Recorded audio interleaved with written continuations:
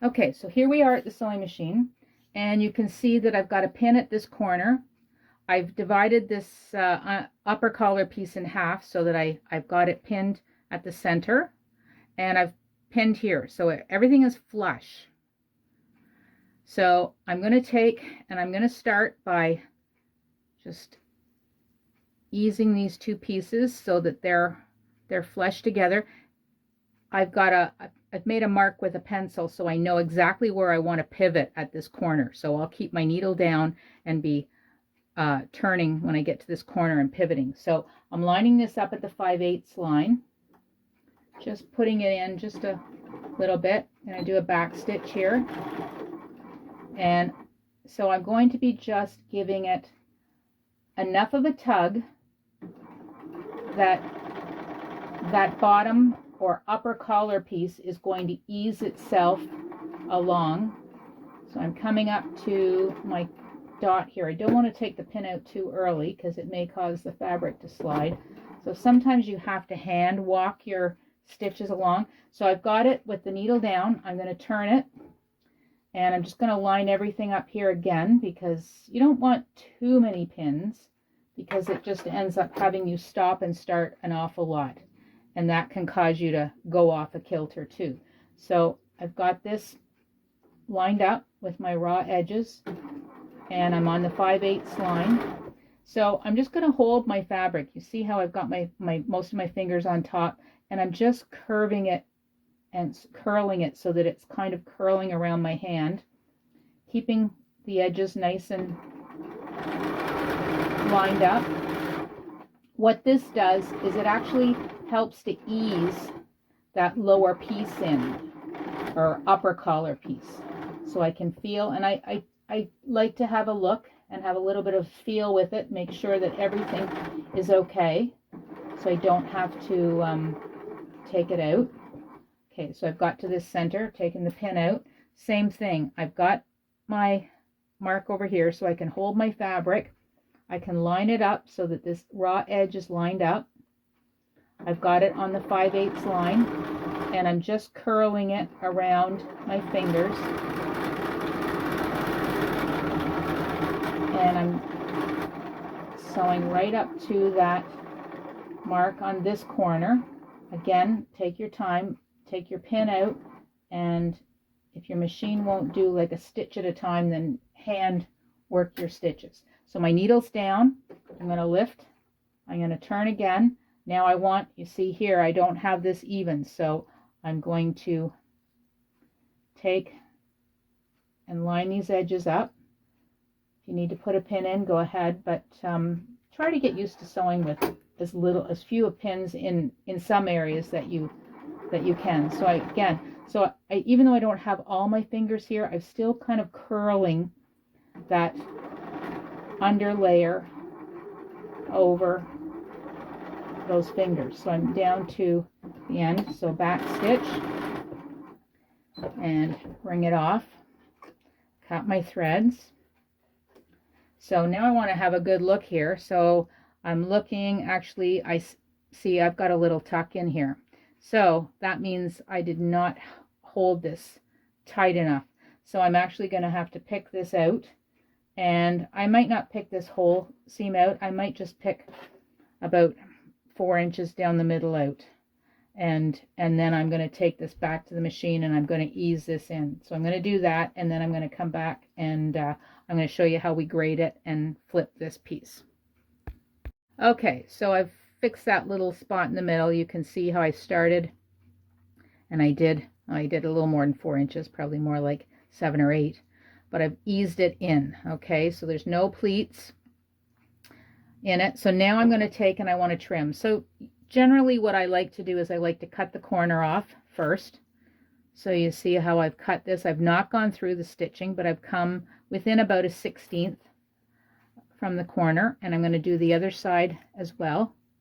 Now I like to trim grade my side that has the interfacing down the most. So I'm going to take and just going through one layer, I'm grading at about 1/8 of an inch through the under collar, which has the interfacing.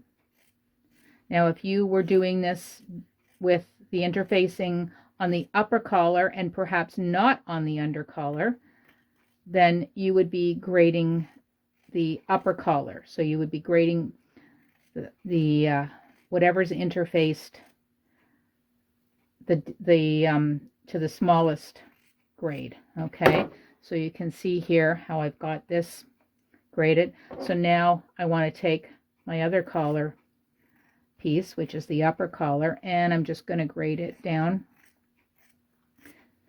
to between 1/4 and 3/8 of an inch. Grading just gives you a smoother fold, so that when this is flipped and folded, you don't have so much bulky fabric. It's not like both layers are the same length and bulky. This way one layer kind of lies over top of the other. Now, depending on how much of a point you have in your collar here, you can take out just a little bit from each of these sides here. Okay, so now I've got this. I'm going to flip it so that the right sides are now going to be out. And I'm going to take it to the iron, but before I do that, I've got my little point turner. So a skewer or a chopstick, anything like that will work. So you see I'm working this point out so that I can get it nice and sharp. Now I'm pulling quite a bit here. You can actually see my blue stitching. I'm using a contrasting thread so that you can see the threads in this. Okay, so now I've got this turned. I'm just going to, maybe before I even go to the iron and press it, I'm just going to line up these points, make sure that they're the same, okay? Because before I press it, I can go back in if it's really off and fix it. So now I'm going to take this to the iron, and I'm going to press this collar so that you can see how the under collar or the upper collar is kind of going to be curled down towards the under. Okay, so I want to make sure that I get this seam pressed open nicely. So I'm just going to take my iron and I'm going to press everything to one side. So in this case, it's actually going to get pressed towards the upper collar side. So if you can see from the inside here, I've pressed that. Now I'm going to take, and what I want to do is I want to line up this lower edge. So I want to make sure that these two edges line up, okay? So I'm going to press here, and I've got that pressed nice. Clapper always helps to set the press, so once you've got it nice and crisp, much easier to take and do any top stitching or anything else you need. Okay, so my under collar is on top. I've located the 1/2 inch mark on here. I don't have to back stitch this. This is actually just a row of, it's like a basting stitch. It's just to keep this edge closed. So as long as I don't go over that 5/8 of an inch mark, it doesn't even matter whether I keep it right exactly on the half inch. But okay, and I'm just going to do a little back stitch, but not necessary. Okay, so that edge is now closed. Okay, so now for the top stitching. So I want to do the top stitching from the right top of the collar.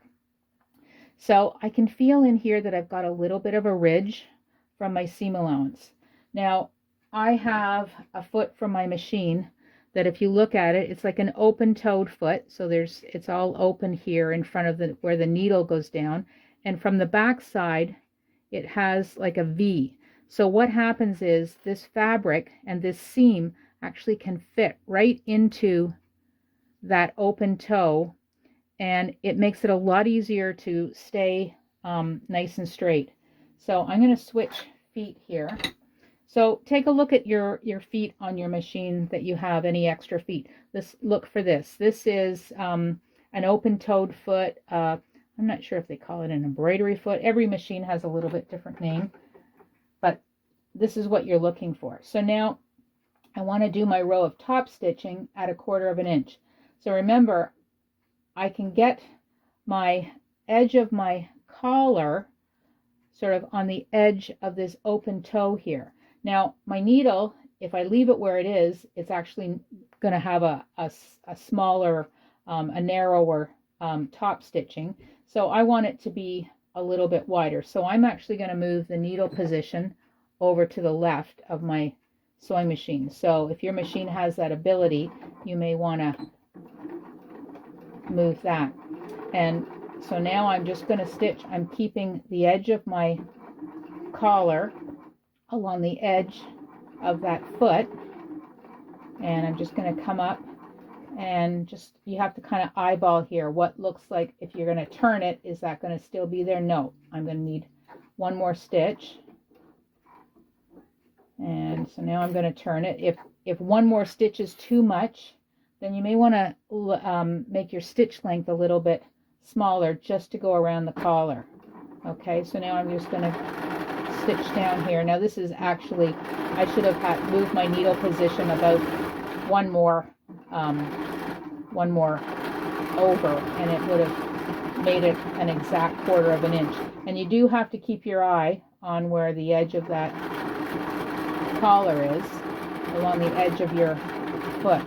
Okay, so same thing, I'm going to come up to this corner. I'm going to test it out, not quite, but it looked like one stitch would have been too much. So I've just decreased the length of my stitches, and I've got it now dead on. Now I want to go back. I don't want to have a different stitch length going down this side. So I have to switch my stitch length back. Okay,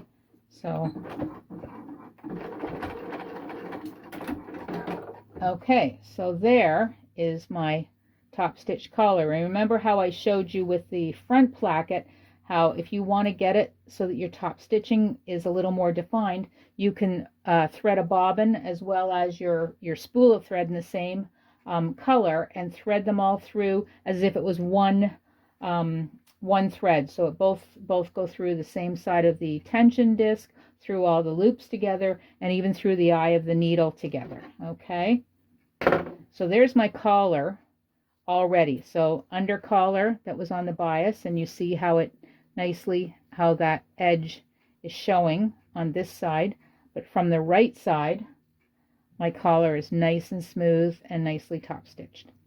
Okay, next step is the collar stand.